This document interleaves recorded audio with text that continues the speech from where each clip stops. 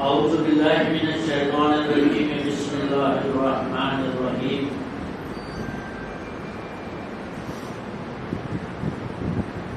اب ہم انشاءاللہ ایام حج یعنی حج کے 5 دنوں کے بارے میں بات کریں گے. جس طرح سے میں نے آپ کو پہلے بتایا تھا کہ عمرہ کے 2 فرض اور 2 واجب ہوتے ہیں. پہلا فرض نیت کے ساتھ احرام باندھنا اور تلبیہ پڑھنا اور دوسرا کعبۃ اللہ کا طواف کرنا. اسی طرح 2 واجب بتائے میں نے عمرہ کے صفا مروا کی صحیح کرنا اور بال کٹوانا. اسی طرح سے حج کے 3 فرض اور 7 واجب ہوتے ہیں. یہ بات میں کوئی بات کرنے سے پہلے آپ کو بتانا چاہوں کہ کچھ علماء حضرات یہ مانتے ہیں کہ واجب 6 ہوتے ہیں اور کچھ علماء حضرات مانتے ہیں کہ واجب 7 ہوتے ہیں. ہم ان جھگڑوں میں نہیں پڑتے, ہم عالم نہیں ہیں. یہ الگ بات ہے کہ پچھلے 20-22 سال سے ہم حاجیوں کو ٹریننگ دے رہے ہیں, اس سے سبجیکٹ پر اسپیشلائزیشن ہو گیا, ورنہ ہم عالم نہیں ہیں. عالم ایک بہت بڑی ہستی ہوتا ہے, ہم اس کے پیر کے دھول کے برابر بھی نہیں ہیں. تو جو عالم آپ کا عالم جس کو آپ مانتے ہیں, جو وہ کہے وہ زیادہ صحیح ہے, آپ اس کو مانیں. کچھ علماء حضرات کا یہ ماننا ہے کہ حج کے 6 واجب ہیں اور کچھ کا ماننا ہے کہ 7 واجب ہیں. جو لوگ 6 واجب بتاتے ہیں وہ یہ کہتے ہیں کہ مینا میں ٹھہرنا واجب نہیں ہے, لیکن جو لوگ 7 واجب بتاتے ہیں وہ کہتے ہیں کہ مینا میں ٹھہرنا بھی واجب ہے, اس لیے 7 واجب ہے. ہم ان جھگڑوں میں نہیں پڑتے. آپ کے علماء حضرات, آپ کے عالم جو کہتے ہیں آپ اس کو مانیے, میری بات کو مت مانیے. ایک بات اور اپنی بات کو شروع کرنے سے پہلے میں بتا دوں کہ الحمدللہ ہم سب حنفی مسلک سے تعلق رکھنے والے لوگ بیٹھے ہوئے ہیں. جب آپ حج کرنے کے لیے جائیں گے تو وہاں آپ کو حنبلی مسلک کے ماننے والے بھی ملیں گے, شافعی مسلک کے ماننے والے بھی ملیں گے, مالکی مسلک کے ماننے والے بھی ملیں گے اور حنفی مسلک کے ماننے والے بھی ملیں گے. اور ان میں سے کئی فرقے بھی ملیں گے, جیسے ہمارے یہاں بریلوی اور دیوبندی, اسی طرح سے ان کے بھی بہت سارے. تو آپ کے ساتھ کوئی پرابلم آتی ہے, کوئی مسئلہ پوچھنا ہوتا ہے تو اپنے مسئلہ کے آدمی سے پوچھیں. ایسے نہیں کہ ہر کسی سے یار اس نے تو جو ہے مغرب کی نماز کے بعد شیطان کو کنکری ماری تھی, میں تو اس کو مانوں گا یار وہ شیطان. ارے بھائی اس کی مسئلہ میں مغرب کے بعد شیطان کو کنکری مارنا کیا, مغرب کے بعد قربانی کرنا بھی چاہیے تو اس کے مسئلہ. ہم کس مسئلہ سے تعلق رکھتے ہیں, وہ کیا کہتا ہے وہ ماننا ہمارے لیے ضروری ہے. تو آپ کو کوئی پرابلم آتی ہے, کوئی مسئلے کی بات پوچھنی ہے تو اپنے مسئلے سے آپ مل جائیں گے آپ کو وہاں. اب میں اپنے سبجیکٹ کے اوپر آتا ہوں, حج کے 5 دن. دیکھیے حج کے 3 فرض اور 7 واجب ہوتے ہیں. پہلا تو فرض وہی ہے جو عمرہ کا تھا کہ نیت کے ساتھ احرام باندھنا اور تلبیہ پڑھنا. پہلا فرض تو وہی ہے. دوسرا فرض ہے وقوف عرفہ یعنی عرفات میں ٹھہرنا. چاہے 1 لمحے کا ٹھہراؤ آپ کا ہو گیا تو آپ کا حج ہو جائے. وقوف عرفہ مانے عرفات کی حدود میں ٹھہرنا, ایسا نہیں کہ عرفات سے باہر نکل گیا, عرفات کی حدود میں ٹھہرنا وہ کہلاتا ہے وقوف عرفہ. یہ دوسرا فرض ہے. اور تیسرا فرض ہے جب آپ طواف زیارت کرنا, طواف زیارت کرنے جب آپ جائیں گے تو اس کی صحیح کرنا واجب ہے, طواف زیارت کرنا فرض ہے. یہ 3 فرض ہیں. اسی طرح سے 7 واجب ہے. پہلا واجب ہے مینا میں ٹھہرنا, دوسرا واجب ہے مزدلفہ میں ٹھہرنا, تیسرا واجب ہے شیطان کو کنکری مارنا, چوتھا واجب ہے قربانی کرنا، پانچواں واجب ہے بال کٹوانا، چھٹا واجب ہے طواف زیارت کی صحیح کرنا، طواف زیارت کرنا فرض ہے اور اس کی صحیح کرنا واجب ہے، اور ساتواں واجب ہے طواف ودا کرنا، جب آپ مکہ چھوڑیں تو طواف ودا کرنا، یہ ساتواں واجب ہے۔ یہ 10 کام آپ کو کرنے ہیں انشاءاللہ 9 ذی الحجہ کو، آپ انشاءاللہ 6 یا 5 ذی الحجہ کو جس بلڈنگ میں آپ ٹھہرے ہوئے ہیں اس کے نوٹس بورڈ پر محلے میں نوٹس لگا دے گا کہ آپ کی بس کتنے بجے مینا کے لیے روانہ ہوگی، مقررہ وقت سے پہلے غسل وغیرہ سے اپنی ضروریات سے فارغ ہو جائیں، غسل سے فارغ ہو جائیں، احرام باندھ کے اپنی بلڈنگ کے نیچے آ کے ریسپشن ہال میں بیٹھ جائیں، بس میں اپنی نگاہوں کے سامنے اپنا سامان رکھائیں، یہ دھیان رکھیں کہ احرام آپ کو اپنی بلڈنگ میں ہی باندھنا ہے حج کے لیے، جس طرح عمرہ کا احرام آپ نے باندھا تھا بلڈنگ میں، اسی طرح سے حج کا احرام اپنی بلڈنگ میں آپ کو باندھنا ہے۔ احرام باندھنے کا طریقہ وہی ہوگا، نیت تھوڑی سی بدلے گی، وہاں آپ نے عمرہ کی نیت کی تھی، یہاں آپ حج تمتع کی نیت کریں۔ احرام باندھنے کے بعد آپ نیت کریں گے کہ اے اللہ یہ احرام میں نے حج تمتع کے لیے باندھا ہے، اسے میرے لیے آسان فرما اور اپنی رحمت میں قبول فرما، اور اس کے بعد 3 بار آپ تلبیہ پڑھیں۔ جب تک آپ 12 ذی الحجہ تک آپ احرام کی حالت میں رہیں گے، 10 ذی الحجہ تب تک آپ برابر تلبیہ پڑھتے رہیں گے۔ انشاءاللہ مقررہ وقت پر آپ کے پاس بس لگا دی جائے گی یا میٹرو ٹرین کے ذریعے آپ کو مینا پہنچا دیا جائے گا۔ مینا میں آپ 8 ذی الحجہ کو فجر کے بعد پہنچ جائیں گے۔ مینا پہنچنے کے بعد آپ کو کوئی کام نہیں ہے، 8 ذی الحجہ کو آپ کو کوئی کام نہیں کرنا ہے۔ فجر کی نماز آپ نے مکہ میں پڑھی ہے اپنی بلڈنگ میں، ظہر، عصر، مغرب، عشاء، 8 ذی الحجہ کی 4 نمازیں آپ کو مینا میں پڑھنی، ظہر، عصر، مغرب، عشاء، یہ 4 نمازیں پڑھنی ہیں۔ اس کے علاوہ 8 ذی الحجہ کا آپ کا کوئی کام نہیں ہے۔ اپنے بلڈنگ سے اپنی جو خیمہ ہے، جس خیمے میں آپ کو ٹھہرایا گیا ہے، اس میں ایک گدا، ایک بڑا ہال ہے، اس میں بہت سارے گدے لگے ہوئے ہیں، ایک گدا، چادر، ایک کمبل اور ایک تکیہ، یہ آپ کو مولوی کی طرف سے دیا جائے گا۔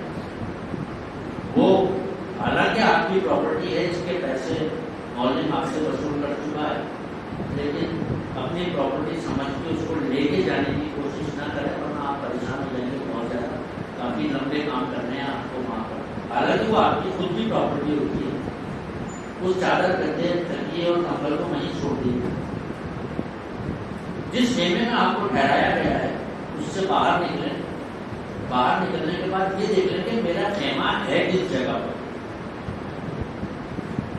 اس کا کوئی پوائنٹ ایسا اپنے ذہن میں رکھ لیں تاکہ راستہ بھول جائیں تو پرٹیکولر جگہ پر وہاں بڑے بڑے کھمبے لگے ہوئے ہیں بجلی کے، بہت اونچے اونچے کھمبے ہیں جو کلو میٹر کی دوری سے نظر آ جاتے ہیں، ان ہر کھمبوں پر خیمے کا نمبر لکھا ہوا ہے، 1 کلو میٹر دور سے آپ کو نظر آ جائے گا 64 نمبر کا خیمہ کس طرح، اس نمبر کو اپنے ذہن میں بٹھا لیں۔ آج کل تو ویسے موبائل کا زمانہ ہے، اگر آپ کی حجن آپ سے بچھڑ جاتی ہیں تو ایک دوسرے سے موبائل پہ کانٹیکٹ کیا جا سکتا ہے۔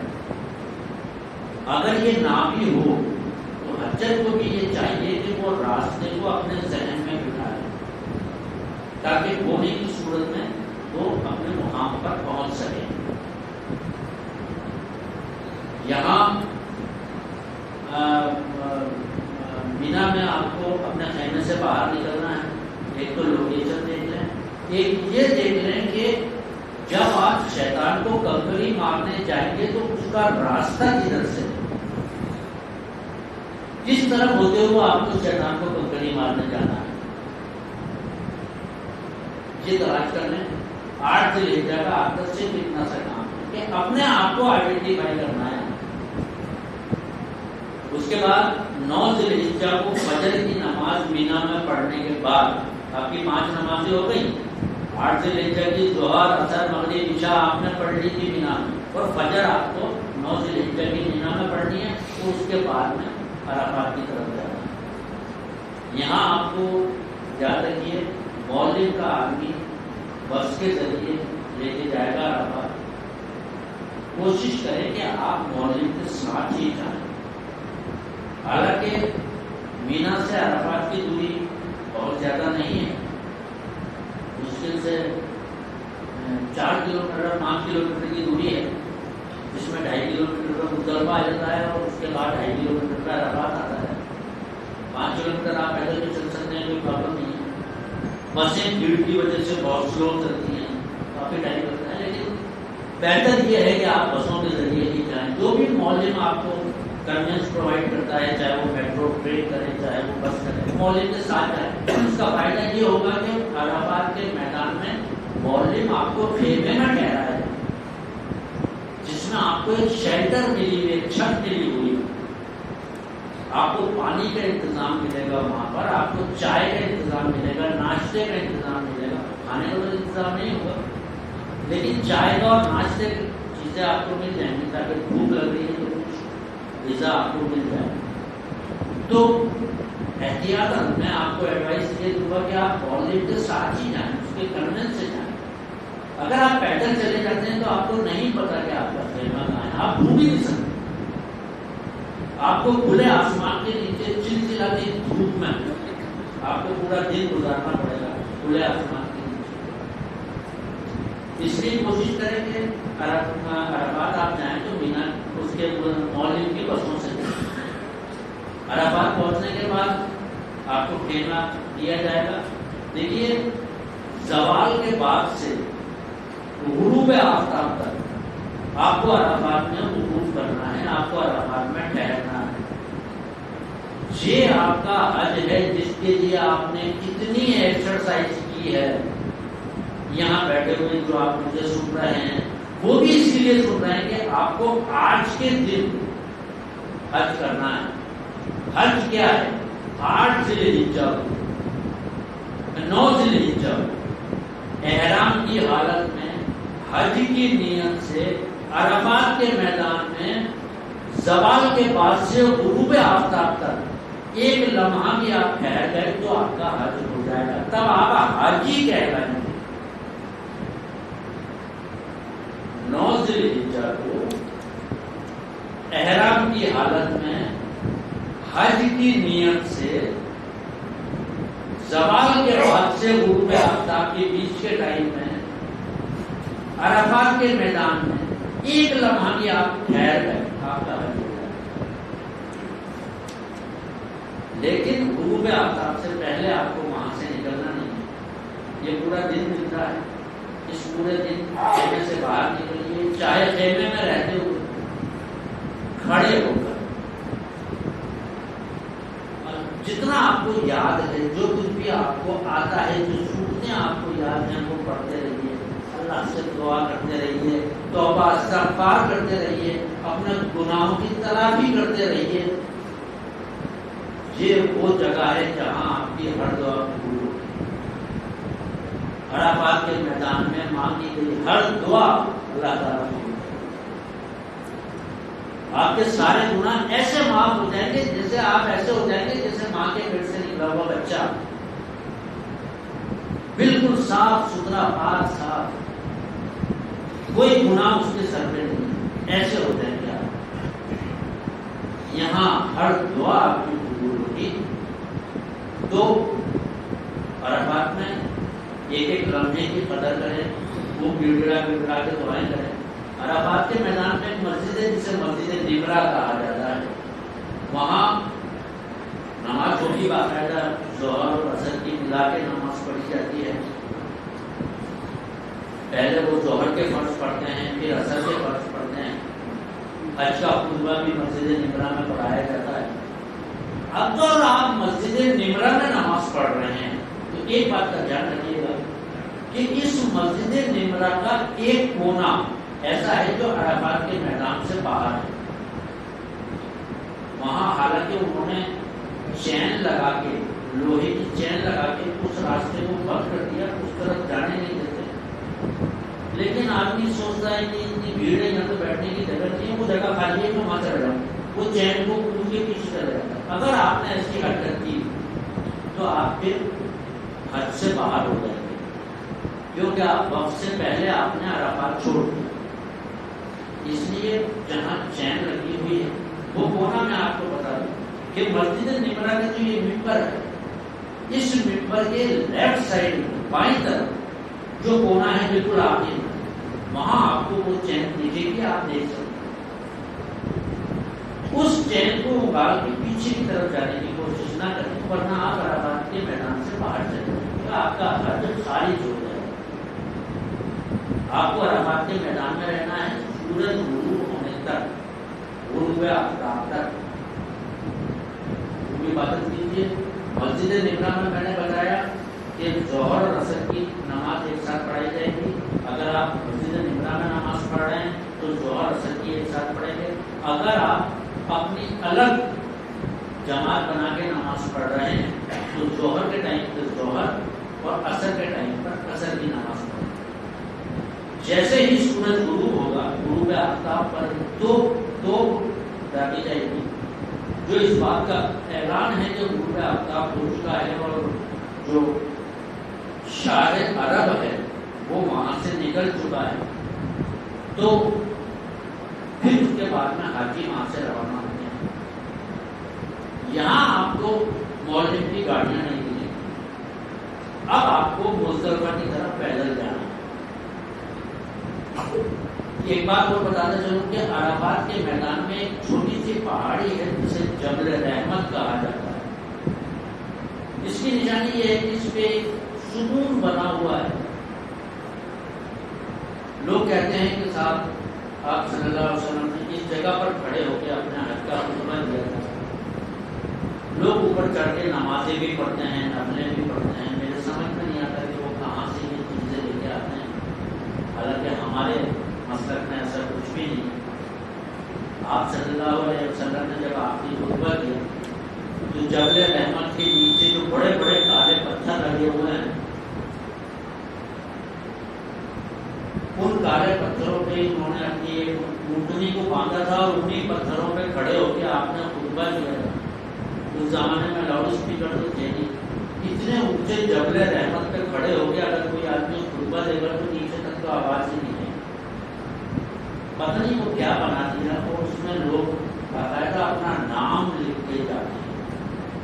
جے پور سے شہید الدین خان، فتح الدین خان، چومتے ہیں، چاٹتے ہیں، تالا کرتے ہیں، اس کو چوم کے چاٹ جاتے ہیں.